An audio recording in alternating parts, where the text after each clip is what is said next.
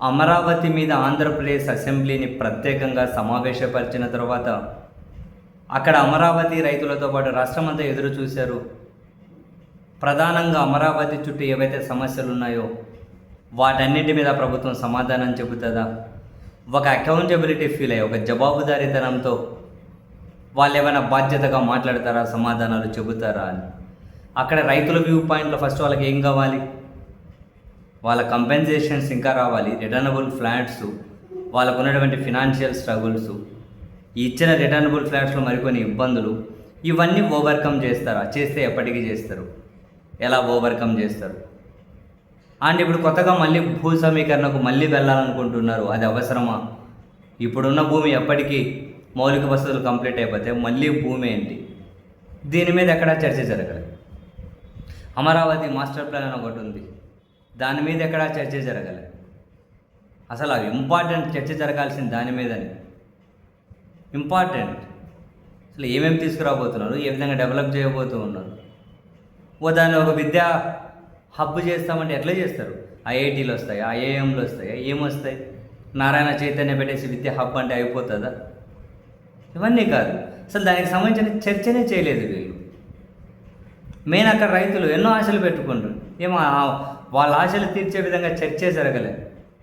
And Amaravati అనేది మిగతా రాష్ట్రాలందరికీ కనుక సంబంధించిన విషయమే కదా. అమరావతి కేవలం ప్రస్తుతం పాలకులుగా ఉన్న వాళ్ళకు, అమరావతిలో భూములు ఇచ్చిన వాళ్ళకు మాత్రమే సంబంధించిన విషయమా?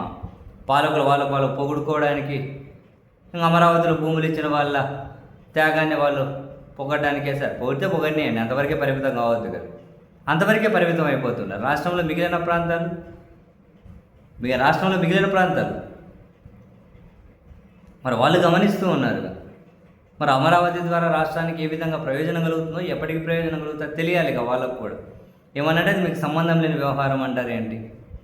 అండ్ మెయిన్ అమరావతి పేరు మీద అవినీతి జరుగుతుంది అని, అమరావతి పేరు మీద కాంట్రాక్టర్లకు దోచిపెడుతూ ఉన్నారు అని చెప్పి ఇంతగానో విమర్శలు వినిపిస్తూ ఉంటే, దేశ చరిత్రలో ఏ కాంట్రాక్టర్కి ఇవ్వనంత ఒక స్క్వేర్ ఫీట్కి నిర్మాణానికి అక్కడ అమరావతిలో చెల్లింపులు చేస్తూ ఉంటే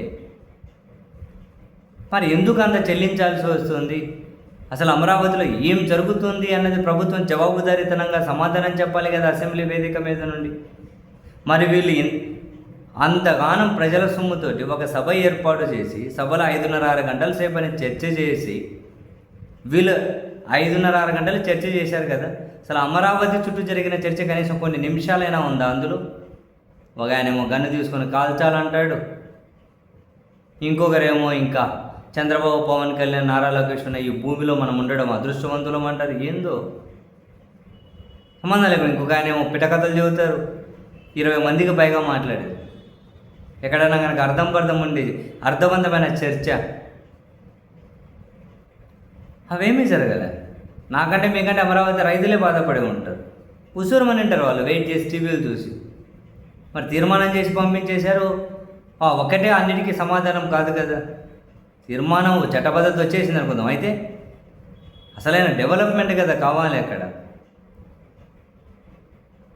కానీ మరి పాలకులు ఎంతసేపు ఉన్న రాజకీయ ప్రయోజనాల కోసం, ఇంకేమైనా కనుక ప్రభుత్వం మీద అసంతృప్తి, అమరావతి ప్రాంతంలోని వీళ్ళ మీద తీవ్ర వ్యతిరేకత ఉంటే దాని డైవర్షన్ కోసం మీద ఉపయోగించుకున్నట్లు అనిపించింది. అంతకుమించి కనిపించలేదు కూడా అక్కడ. ఏమైనా కనిపించాలంటే వీళ్ళు ఏమైనా మాట్లాడాలి కదా. ఎంతసేపు ఉన్న జగన్ను తిట్టాలి, వీళ్ళని ఎలివేట్ చేసుకోవాలి. ఇంకేమైనా ఉందా మాస్టర్ అక్కడ?